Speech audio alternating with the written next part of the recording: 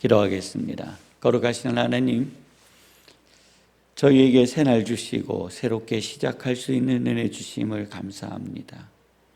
지난 시간 저희들은 온 힘을 다했습니다. 하나님, 어제의 수고가 오늘의 결실로 남게 하여 주시고 또 오늘의 수고가 내일의 아름다운 결실이 되게 하여 주옵소서. 저희의 삶에 하나님의 거룩한 복이 임하게 하여 주시고 저희의 삶에 하나님의 거룩한 능력과 소망이 이루어지게 하여 주옵소서.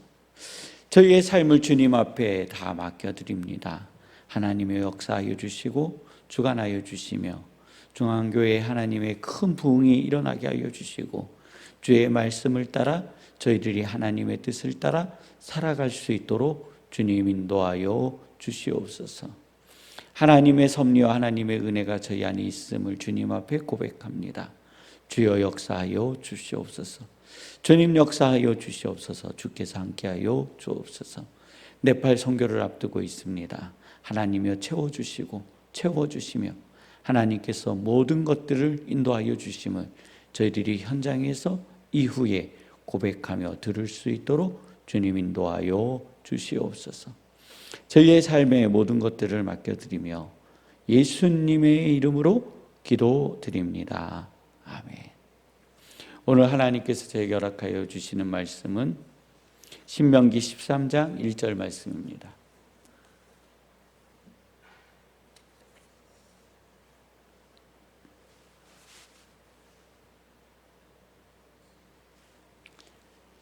제가 봉독해 드리겠습니다.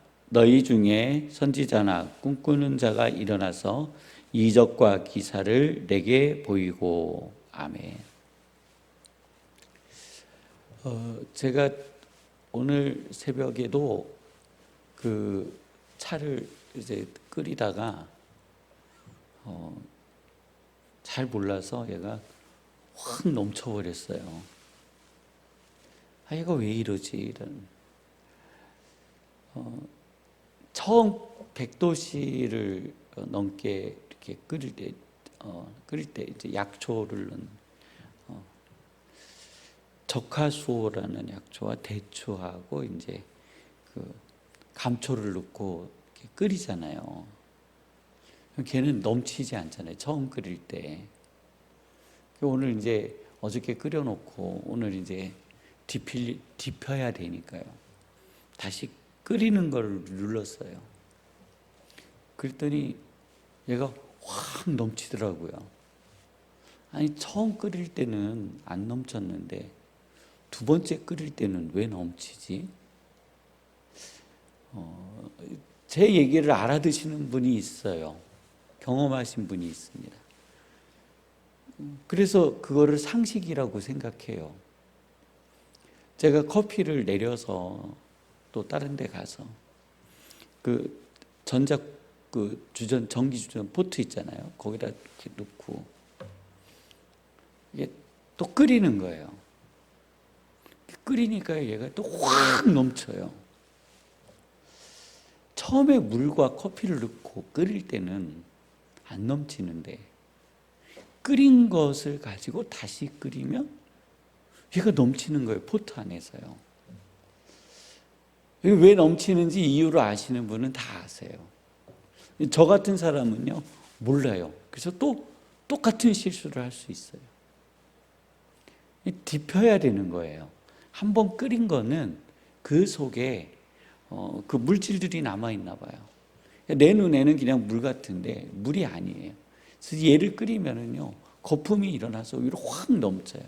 그래서 처음에 넣고 끓일 때와 물을 넣고 약초나 원 재료를 넣고 끓일 때와 그 끓여놓은 물을 다시 끓일 때는요 달라요. 그래서 포트 안에서 막 넘쳐버려요. 그래서 감당할 수 없는 일이 그 뒤 상황을 만들어요. 누구에게는 상식이라고 여겨지지만 누구에게는 상식이 아니에요. 누구에게는 흔한 일이지만 누구에게는 흔한 일이 아니에요. 내가 알고 있는 것이요 상식이 아니에요. 내가 알고 있는 것이 너도 알 것이라고 성도님들 생각하지 생각하지 마세요. 넌 그것도 몰라? 이런 표현 쓰지 마세요. 몰라요. 내가 살고 있는 환경이 아닌데 어떻게 알겠어요? 오늘 신명기 13장에는 굉장히 충격적인 일이 기록되어져 있어요. 자, 저는요, 전기포트 안에 처음에 끓일 때와 그 끓여놓은 것을 다시 포트에 넣고 끓일 때에 이 물 자체가 다르게 반응한다라는 것을 몰랐어요. 그래서 어려움을 당할 수 있죠. 그래서 하나님 아버지 앞에 기도를 해요. 하나님, 이 터져 있는 이 문제가 포트도 고장나고 뭣도 고장나고 우리 안에 이런 문제로 인하여 상상할 수 없는 어려움이 다가올 수 있어요. 저에게는 그냥 청소를 하는 어려움이 왔지만 다른 분에게는요, 어마어마한 어려움이 올 수도 있어요. 어떠한 분은 거기에다가 넣지 말아야 돼요. 아니면 자기가 먹어서는 안 되는 약초를 넣거나 무엇인가를 넣을 수도 있겠죠. 그것을 넣어서 먹고 병원에 실려가잖아요. 왜 병원에 실려갔는데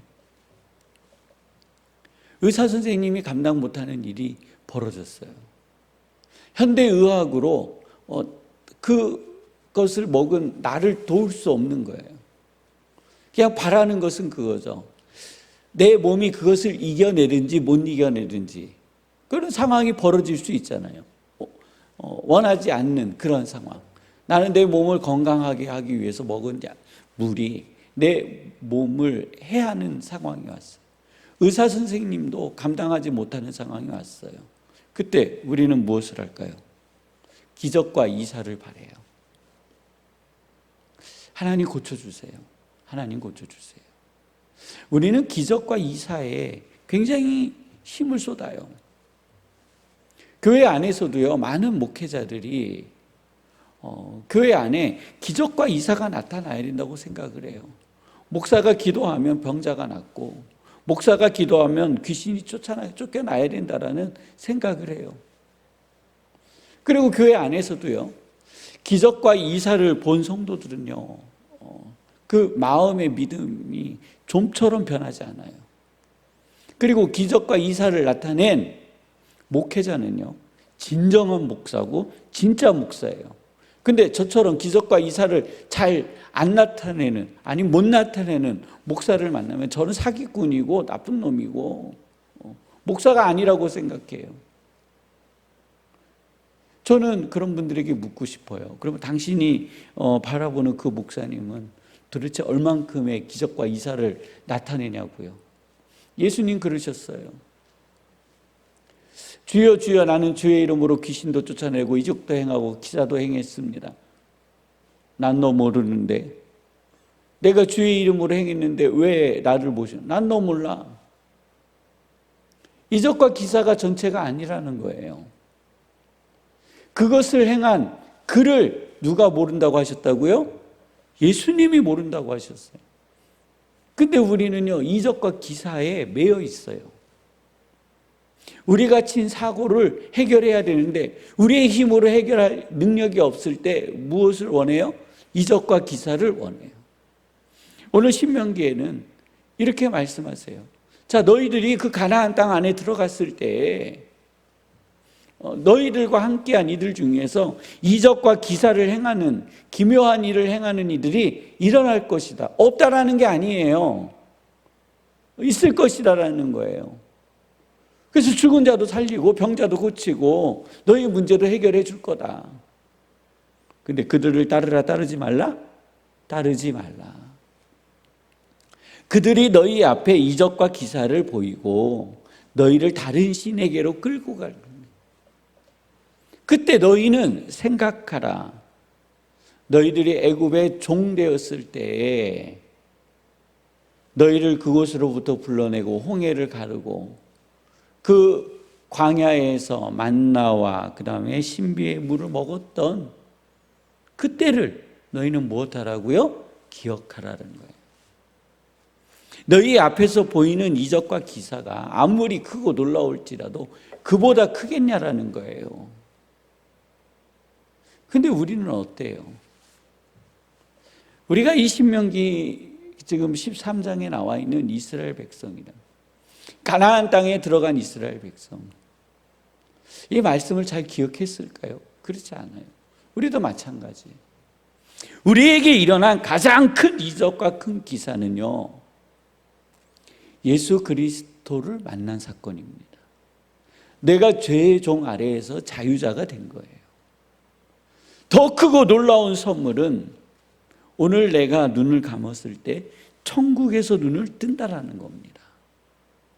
그보다 더 큰 이적과 기사가 있을까요? 그보다 더 큰 놀라운 일이 우리에게 있을까요? 성도님들, 기적과 이사를 행하는 사람도요, 암병 걸려 돌아가세요. 기적과 이적을 행하는 사람도 치매 걸려요. 기적과 이적을 행하는 사람도 교통사고 나서 소천하셔요. 인간의 굴레, 인간이 가지고 있는 삶의 굴레를 벗어날 수 있는 존재는 실질적으로 아무도 없어요. 그런데 우리는요, 내가 감당할 수 없는 문제가 터지면 하나님 아버지 앞에 무엇을 원해요? 이적과 기사를 원해요. 하나님이 안 들어주실 것 같으면 누구한테 가요? 우상에게 가요. 그것이 우리의 연약함일 수 있다라는 거예요. 오늘 우리가 하나님 아버지 앞에 기도할 때 하나님께서는 이미 나에게 이적과 기사를 행하고 계셨습니다. 그리고 하나님의 이적과 기사로 나를 보호하시고 인도하여 주고 계십니다.